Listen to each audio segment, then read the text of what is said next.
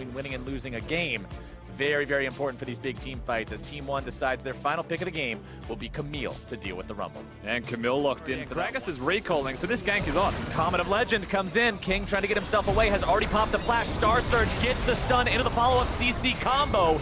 King still walking away from this one, but not for long. The first blood goes to Redbird. And just what you expect from an Aurelia. Trading his health to clear the waves as here they go. There's your flash, your stun, your initiation, and the Hextech ultimatum to make sure there's no escape. Redbird now might pay for it with his own life. Gets the stun onto Schernfire with the auto attack. He might live. Redbird has no summoner spells left. Schernfire has flash and body slam. They just go for it here. Destiny also cutting him off. Yep. Redbird is the sacrificial cow, and Schernfire cashes in. Yeah, King doesn't quite get it, but collapsed on. King's right there in the dead center of the river, putting a lot of spears into the Infernal Drake. It's going to be secured by the Direwolves, but now the fight breaks out. Cosmic Radiance down to keep King protected. Absolute keeping himself safe over the wall, but it's Schernfire who's caught out by the rest of the Wolves. By the rest of Team One, excuse me, the Wolves nowhere in position to keep Schernfire alive. Now they make the decision. Do they want this? Do they want to fight for this? Because Team One will most likely run at them for it. Redbird getting himself caught out a little bit here, has to flash away. Schernfire popping his own flash now as well. Redbird, the one who is now standing alone. Pop the Alistair ultimate, trying to tank these guys as long as he can, but even through that ulti, 5 versus 1 is not the kind of a fight you're going to be winning. They will, and Chippy's may be caught. Speaking of numbers advantages, the Star Surge comes down, the damage goes through, the stun onto Chippies, and one, again, punishes Direwolves for not being fully aware of their surroundings. And we are consistently seeing Chippies get caught out of position. This isn't the only case of it happening. Fantix is going to trade and get the top turret, but he may lose his life for this. I mean, he's left it. He hasn't gone for the turret. There's a chance that both now don't happen at all. Still alive. Many minions beating on it, though. Absolute jumps over, tries to put himself in a good position to make sure they get this kill, and they will. The Hextech ultimatum makes sure he's going nowhere. Vert grabbing the killing spree on that one. 3-0-1. Was the Infernal that bad? But everyone's got an answer. Team One trying to stop this Infernal. All they want to do is delay it. Absolute jumping over that terrain to make sure he's safe with the rest of his team. Ragnarok, Forland trying to make sure he can secure this one. It's ultimately picked up by the Direwolves, but can they find anyone else? Forland's going to be locked down. There comes your equalizer, able to secure 1 kill. Cosmic Radiance to keep them safe, but there's not really anything threatening their health. Even for Camille in the top lane. Against the Rumble, you don't necessarily need Mercs. You know how caught Redbird is. Redbird popping the ulti pretty early here. Marf's trying to deal with Fantix in a 1v1 situation. Oh, Schernfire forced to flash away. Destiny going to be caught out. Can't keep himself alive with the Cosmic Radiance. It does not come down in time. Oh, here they go. Forland popping the Ragnarok, looking to go in. Voice of Light finding the slow onto 2. Fantix trying to escape, but he's not going to be able to do it. The double kill for Absolute. King looking to get away. No way out.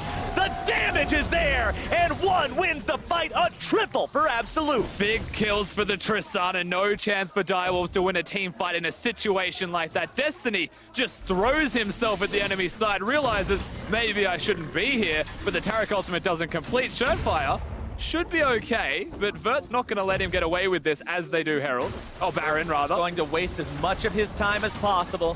Forland and Absolute trying to 2-man this Baron down, saying, get over here, Redbird. Cast your heal or something. Forland's very, very low. Oh, they might not be able to do it. Redbird, get in there. You got to face tank it. Okay, that was close. They're teleporting in, actually. I guess they just really want to trade here, Direwolves. They'll potentially catch Vert.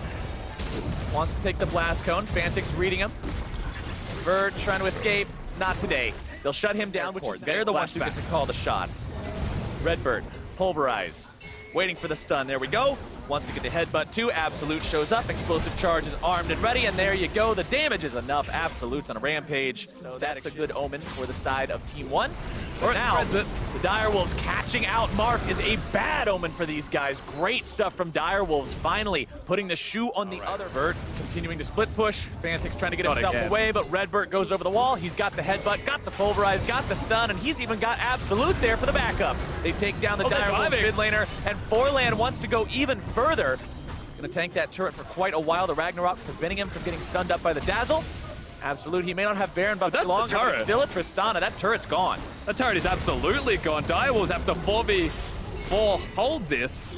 Such a rough situation. Fantix being caught out time and again has proved to be such an Achilles heel for the Direwolves.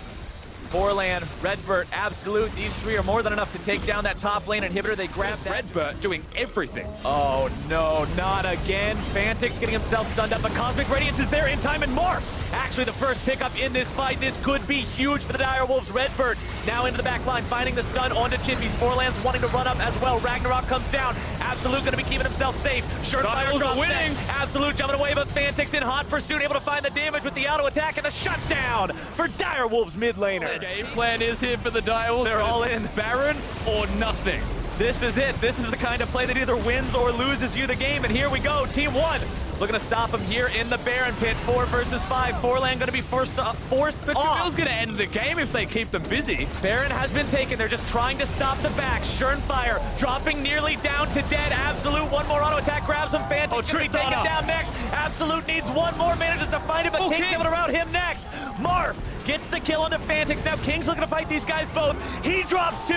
Only Chippy's remains. The Nexus turret's now under pressure. 1 Baron buff left running on the side of Direwolves. A triple for Marth. But it's 20 seconds by himself. Chippy's, I don't think he has what it takes to try and hold this off. That desperation play from the side of the Direwolves might have just lost them everything. Chippy's gonna be jumped on, he's taken down, and Team 1 will find their back-to-back victories against the Direwolves, and the representatives from the CB Law will move forward into the knockout stage. With a big 2-0 on the day, a very much commendable performance and noticed improvement from the